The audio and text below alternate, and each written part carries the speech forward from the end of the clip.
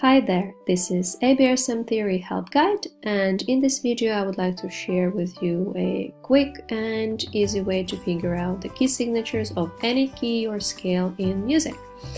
I decided to make such a video because in my work that I do with my private piano and music theory pupils and work that I do in school, where I run a weekly music theory club, I keep so my students keep asking me this very same question every single time, and that is, what are the key signatures in this particular piece or this particular scale? And I just thought it would be quite useful for me to sit down and put everything together in this video.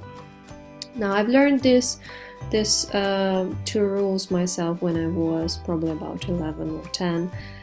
So my music theory teacher has shared this sort of trick with me, and ever since then I kept referring everyone to this rule, and I kept using it myself, and I simply think that it's quite useful to know it.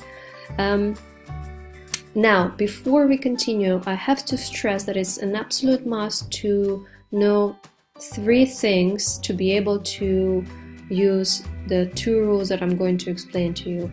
So 3 things that you should know that I'm not going to explain in this video. I'm just going to say that you should know these things, but if you would like me to make a separate video about these 3 points here, I'm happy to do that, so just leave me a comment below. The first and most important thing, I think, is to know the particular order of sharps and flats in music. Now, what I mean by order of sharps and flats is these 2 things. So there is a particular order of flats that we would use when we write them on the stave, and there is particular order of sharps. Now, there are many ways how we can memorize those. Again, I'm not going to explain it in this video, but what I have here is 2 downloadable worksheets that you can download from emilyclarkmusic.co.uk, and they are absolutely free. So you can just go to the website and download them and start memorizing them, because I think that should be memorized as soon as possible. Second point, know what's the relative, major and minor, what those things are, and how to find, for example, your relative major if you have a minor scale, if you know your minor scale, and if a piece is written in a major scale or you're playing a major scale, know how to find the relative minor of it. Again, not going to explain that here, that's just something you should know to be able to use these 2 rules. And the last point is, so I'm going to explain this one a little bit in more detail. So know whether you are dealing with sharps and flats. By that I mean, so there are scales that have flats as key signatures and sharps as key signatures, of course. Now, how to know what key signatures you would have? Would I have sharps or would I have flats?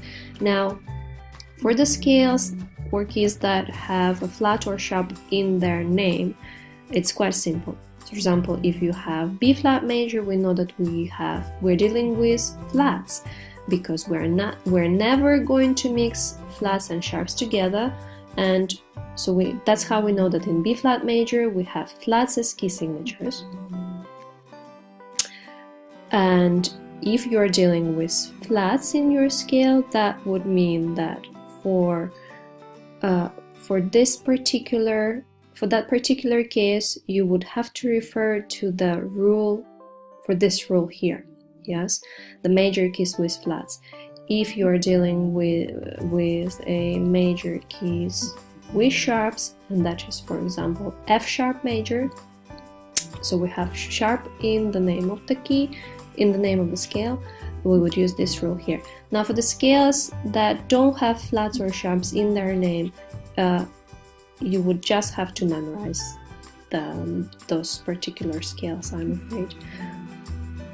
or learn how to play them on the piano so that you would roughly remember the pattern at least. Now, let me just quickly explain to you these two rules in more detail, because of course this video is all about these two rules here and how to use them. Now, for the major keys with flats, the last flat is the 4th degree of the scale.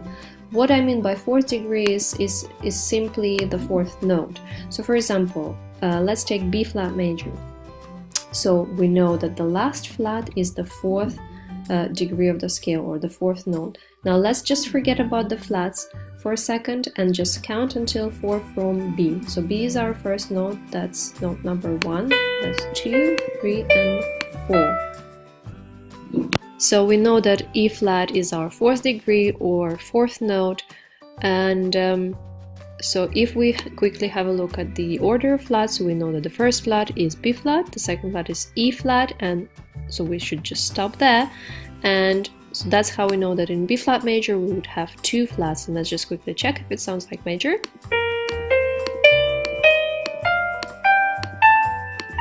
There we are.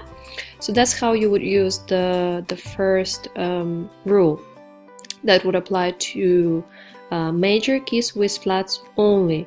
So now if you have a minor key and you don't know what the key signatures are there, that is why it's really important to know this second point here. Okay, now the second rule is pretty much the same. The only difference is that instead of the 4th degree, we're going to use the 7th degree of the scale instead. So that's for the major keys with sharps. Now let's just quickly have a look. Let us take a sort of more obvious example. So let's just take F sharp major. Okay, so we know we're dealing with sharps because we have sharp in the name of the scale. So F sharp, we're dealing with sharps, no flats there. So we know that we should refer to the second rule. Okay, so we should always think of number 7. So we have number 4, 4th degree, and number 7, 7th degree. So here we have 7th degree. So all we have to do, instead of counting till 7 from F, let's leave the sharp out and just go one step down.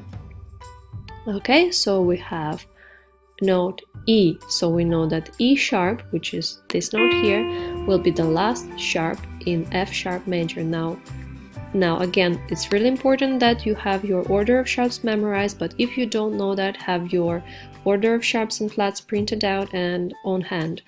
Now if we have a look at the order of sharps, we know that we have F sharp as the first sharp, C sharp, G sharp, D sharp, A sharp, E sharp. So E sharp is our 7th degree in the scale that we're looking at in this video.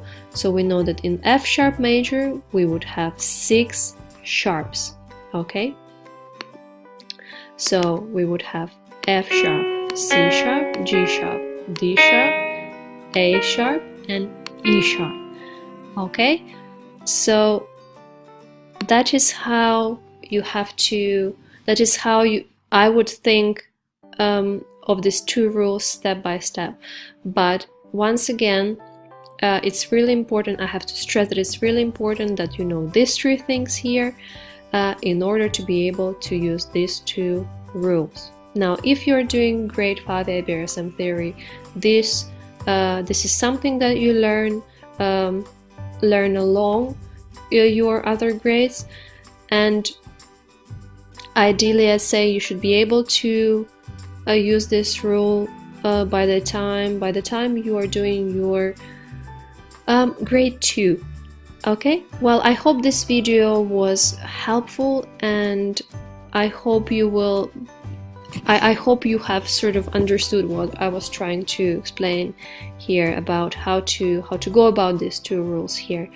And all you have to do now is just to sit down and memorize. Happy learning, and bye now.